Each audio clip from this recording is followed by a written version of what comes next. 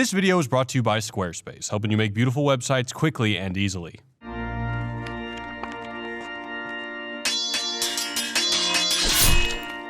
Warning, spoilers ahead. Hey Wisecrack, Jared here, and today we're discussing the show that made us never want to attend a wedding again, HBO's fantasy epic, Game of Thrones. In a 2008 article in New York Magazine, showrunner David Benioff described Game of Thrones as the Sopranos in Middle-earth. The Middle-earth comparison makes sense given the dragons, magic, fantasy lore, and an author with the middle initials RR, but what's the connection with the Sopranos? A quick stop on the world's most reliable reference reveals that the relation between the two is an intrigue-filled plot and dark tone. That seems a little nebulous. I mean, Teen Wolf and Pretty Little Liars have intrigue-filled plots and dark tones. It just doesn't seem unique to Game of Thrones. With a closer look, there does seem to be something that brings these two television powerhouses together, and it may not be what you think. The answer? The setting. They do have similar leisure spots after all. In all seriousness, they're similar because they both take place during an interregnum, or a period of time when leadership is either unclear or in flux. In the first season of Game of Thrones, King Robert Baratheon dies, leaving various factions vying for their claim to be his successor. Some have even likened this to the Great Interregnum, a nearly 20-year period in which the Holy Roman Empire had no official ruler. Like the show, this era was characterized by strategic weddings, betrayals, and the significant impact of religious groups on the power struggle. Likewise, in the first season of The Sopranos, Jackie Aprile, the head of the New Jersey mob, dies of cancer, leaving a lapse of leadership with no clear indication of who should take the reign. Nobody knows who's running things anymore. Should it be Tony, Jr., Jackie's brother Richie? What about Jackie Jr.? In both shows, this issue of succession remains problematic for much of the series. According to philosopher William Spanos, an interregnum can also be characterized by an unknown future, or a cataclysmic change in reality. Think the fall of Rome, or the dawning of the age of Aquarius. Lately, I'm getting the feeling that I came in at the end. The best is over. Our purpose died with the Mad King. In Game of Thrones, the White Walkers are coming, and humanity faces death by snow zombie. In The Sopranos, Tony's panic attacks signal realization that his rise to power comes right as mob life is dying, largely due to the RICO statutes and the FBI. But you know, the heyday, the golden age, or whatever of the mob, that's gone. And that's never coming back. His personality, the Gary Cooper type, the strong, silent guy who took care of his own problems and didn't act like a victim, is also slowly becoming extinct. Let me tell you something. Nowadays, everybody's got to go to shrinks and counselors and go on Sally Jesse Raphael and talk about their problems. Whatever happened to Gary Cooper, the strong, silent type? If you caught the Hard Home episode of Game of Thrones, you might have come to the realization that humanity is basically fucked. Likewise, with the ever-expanding power of the FBI to prosecute organized crime, Tony and his boys are, well, also fucked.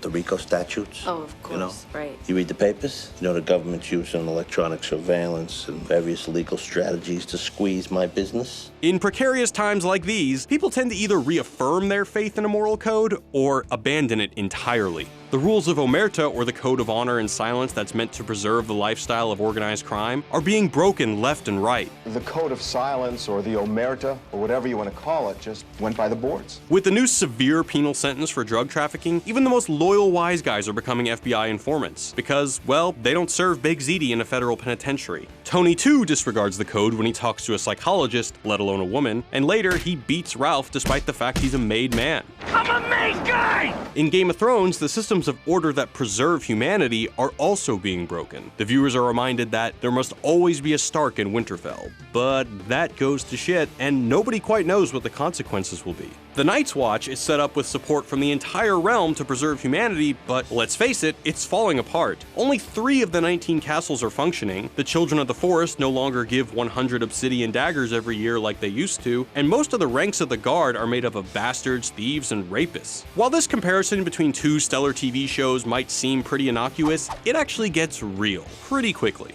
To some, Game of Thrones isn't just a fantasy epic with a ludicrous body count. It's an indication that our lives are about to get fucked. A quick Google search reveals that one of the dominant interpretations of the Game of Thrones series is that the show is really about global warming. The theory goes something like this. Basically, we're on the precipice of an extinction-level event, what with rising sea levels, storms, massive displacements of population and refugee crises, increase of diseases and superstorms, ocean acidification, biodiversity loss, and all that fun stuff. Yet everyone is fixated on other things like underinflated footballs, Tupac holograms, and the ever-important social impact of topless celebrity selfies. Similarly, the White Walkers are descending from the land of always winter to kill everyone, but the people of Westeros are too busy worrying about their own shit, like the war for the Iron Throne, chasing down Robert's bastards to see the color of their hair, trekking across the globe to see if dragons are back, giving their cat whimsical names, and lining the streets for a chance to see Queen Cersei's boobs. In The Sopranos, it's gumads, people coming in and out of jail, something about horses, and the New York versus New Jersey feud, when they should have been worrying about other things. Fucking Christ.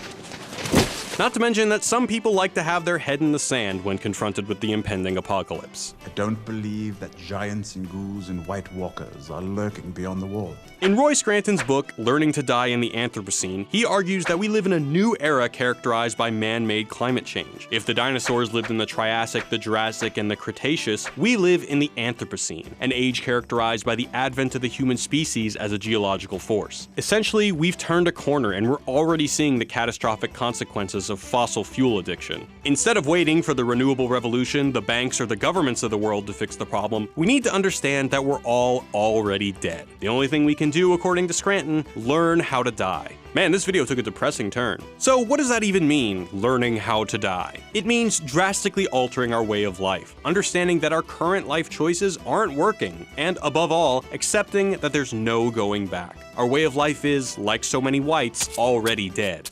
Indeed, the key to surviving in Westeros seems to be the ability to adapt, or to, quote, learn how to die. There's no justice in the world, not unless we make it. Characters who adapt under reality-shattering circumstances tend to live. Well, longer at least. Jaime Lannister, the legendary swordsman, dies in a metaphorical sense when his sword hand is taken, but he learns to adapt and perseveres. Arya does all sorts of adapting in the name of survival. She works for one of the men responsible for killing her father, she disguises herself as a boy, and she even travels with the Hound even though she wants to exact revenge against him. Not to mention when she goes to Braavos and is instructed by the Faceless Men that she must set aside her identity completely and become no one. Bran dies when he loses function in his legs, but this event causes him to focus on his powers and begin his true journey. Hodor. Whereas characters who can't change simply die, like for real die. You think my life is some precious thing to me, that I would trade my honor for a few more years of woe? Ned Stark is so rigid in honoring the line of legitimate succession that he fails to prevent the Lannister takeover. And he, you know. Stannis refused to stray the course from Melisandre's plan, causing his army to desert and be overtaken by the Boltons. And Joffrey just couldn't stop being a dick, accept responsibility, and effectively rule. It can be argued that Phil Leotardo's tragic flaw was that he didn't know how to die. His need to keep it old school, his homophobia and fear of anything that emasculates the macho mob image, or him getting all pissed off because Johnny Sack cried one time, all show his inability to adapt to a world where someone like Gary Cooper no longer serves a purpose. To cry like a woman? That's a fucking disgrace. He doesn't understand that his way of life is dying, and he, you know. Or as Jaqen H'ghar states, Vala Morgulis. all men must die. Learning to die means living for others, like the Night's Watch, giving up selfish desires for the greater good. This is echoed by the sister phrase to Valar Morgulis. All men must serve. And perhaps this is why all men dying and all men serving are two sides of the same coin. Knowing that all men must die comes with the responsibility of serving your part, of making your life count. Perhaps it's up to the Tyrions, Samwell Tarleys, and Maesters of the world to reinvigorate a love of literature and philosophy necessary to create a new code, a new way of living before it's too late. Or maybe it was always up to Jon Snow and they're all fucked. Or not. And if you need a nice distraction from the impending apocalypse, might we suggest building a beautiful website with Squarespace. Squarespace has made it easy for anyone to make a beautiful website, and they're giving you 10% off your first order when you use the offer code Wisecrack. With gorgeous templates and easy-to-use tools, they've made it simple to create the website you want. Sign up today and you'll get a free 14-day trial and you can see for yourself. Make sure to use the offer code Wisecrack to get 10% off your order. And we've got more great videos on the way, so rise up and claim the Iron Throne by clicking here. You'll be taken to our channel page where you can check out our other videos and hit the subscribe button if you haven't already. I mean, it wouldn't be a bad idea. As always, thanks for watching. Peace.